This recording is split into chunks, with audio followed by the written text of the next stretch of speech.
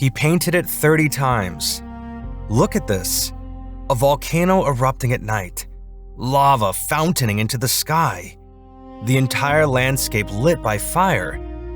And this artist, Pierre-Jacques Volaire, painted this exact scene 30 different times over 30 years. But he wasn't alone. In the late 1700s, Mount Vesuvius became an obsession for artists across Europe. Joseph Wright painted it over 30 times too. Karl Brulov spent 3 years on a single painting that was 15 feet tall. John Martin painted it. Dozens of others painted it.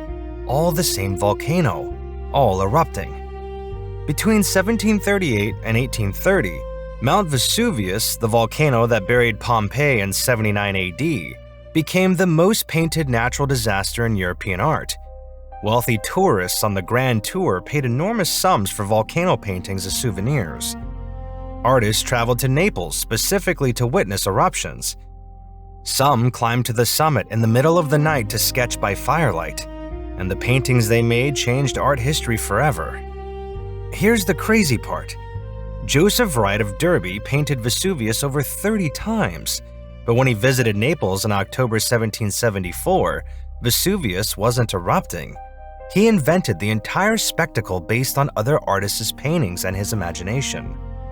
By the end of this video, you'll know why this one volcano became an obsession, how these paintings launched an entire artistic movement, why wealthy tourists risked their lives to see it, and how one painting inspired a novel that became more famous than the painting itself. But first, why Vesuvius? Mount Vesuvius, located near Naples, Italy, the volcano that destroyed Pompeii in 79 AD. Over 1,500 bodies have been found in Pompeii alone.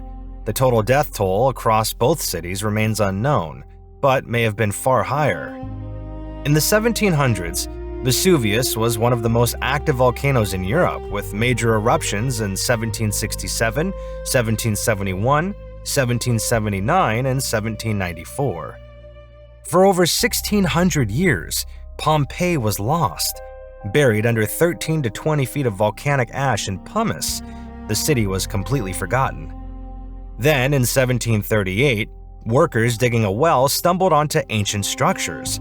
Excavations began. By the 1740s, they'd uncovered Herculaneum. By the 1750s, Pompeii. And what they found was astonishing. An entire Roman city preserved in volcanic ash. Houses with frescoes still on the walls. Bakeries with bread still in the ovens, and bodies, frozen in their final moments. People covering their faces, parents shielding children. The excavations became the most famous archaeological site in Europe, and suddenly, Vesuvius wasn't just a volcano, it was the volcano that had committed the most dramatic murder in ancient history. Enter the Grand Tour. In the 18th century, if you were a wealthy young European, especially British, you went on the Grand Tour, a multi-year journey through France, Italy, and sometimes Greece to see art, ruins, and culture.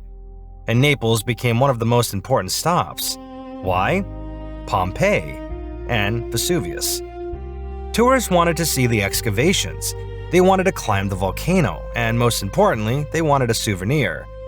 Not a postcard, but a painting. Artists set up studios in Naples specifically to sell volcano paintings to Grand Tour tourists.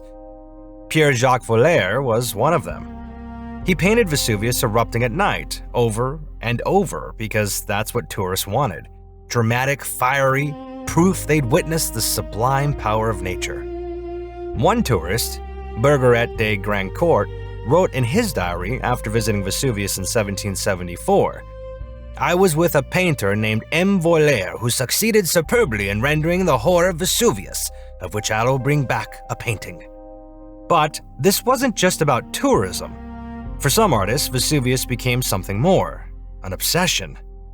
Pierre-Jacques Volaire was born in Toulon, France in 1729. He trained under the famous marine painter Claude-Joseph Vernet. In 1769, he moved to Naples, and he stayed for the rest of his life.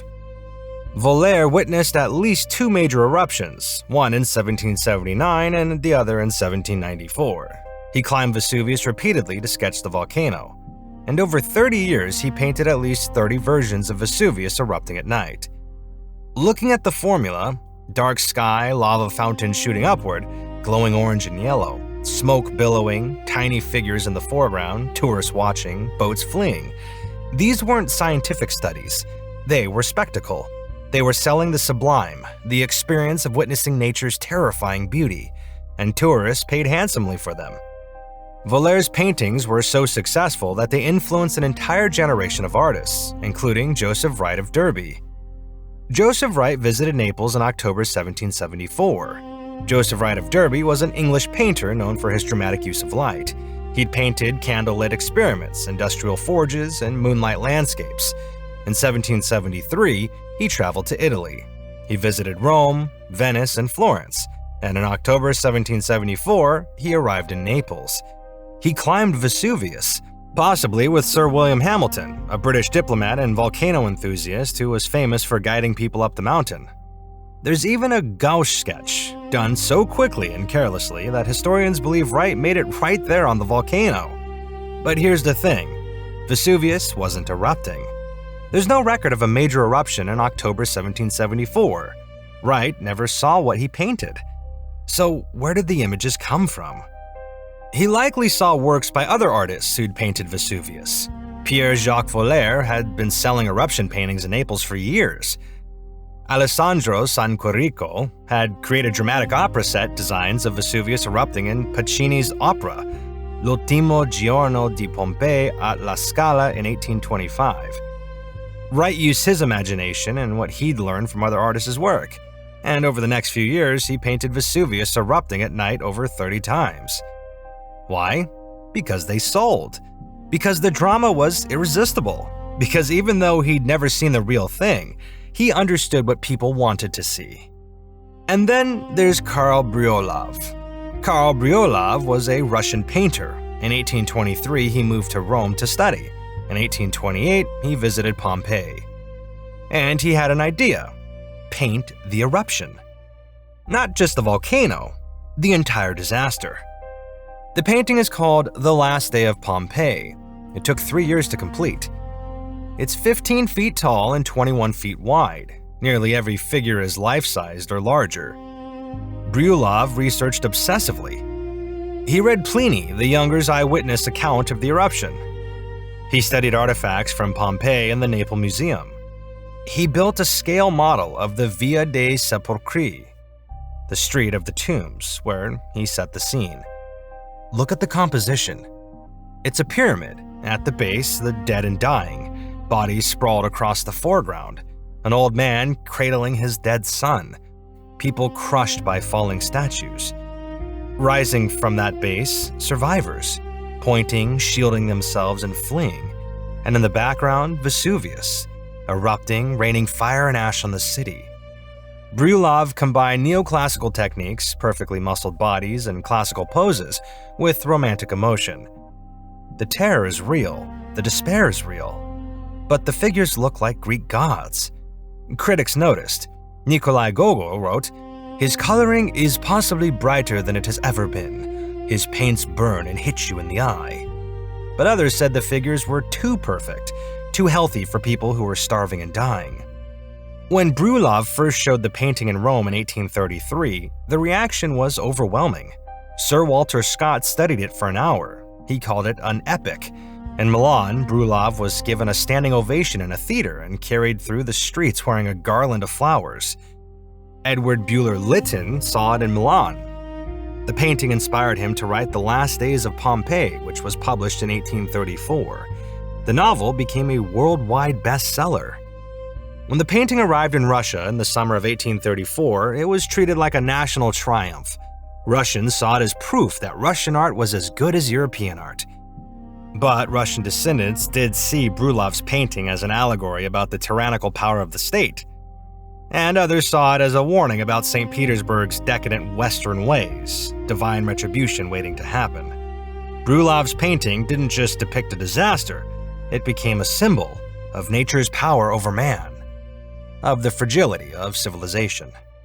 Bryullov's Last Day of Pompeii launched Romanticism in Russian art. It influenced Delacroix in France, Turner in England, Courbet, Monet, Voltaire's paintings influenced Wright, Wright influenced others, and all of them, every single artist, was painting the same thing. The same volcano, the same fire, and the same terror. Because Vesuvius represented something bigger.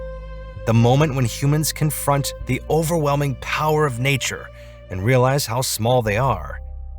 And because it also looked incredible. Here's the final twist. All of these paintings were all painted decades or even centuries after Pompeii was destroyed. None of these artists witnessed the 79 AD eruption. Most of them didn't even witness any major eruptions when they were up there painting. They were painting with their imaginations, their memories, and what the idea of the disaster might have been like based on any research they had done. And yet their paintings became more famous than the actual disaster. More people know Brulov's Last Day of Pompeii more than they know the real history of Pompeii. And more people have seen Wright's glowing orange volcano than have climbed Vesuvius. Today, all three paintings hang in museums. Brulov's is in the State Russian Museum in St. Petersburg. Wright's paintings are scattered across the world, Yale, the Huntington Library, Tate, Britain. Voltaire's are in museums from North Carolina to Warsaw. And Vesuvius? It's still active. Its last major eruption was in 1944, and scientists say it's way past overdue. So here's my question.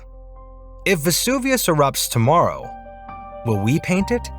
Or will we just film it and forget it?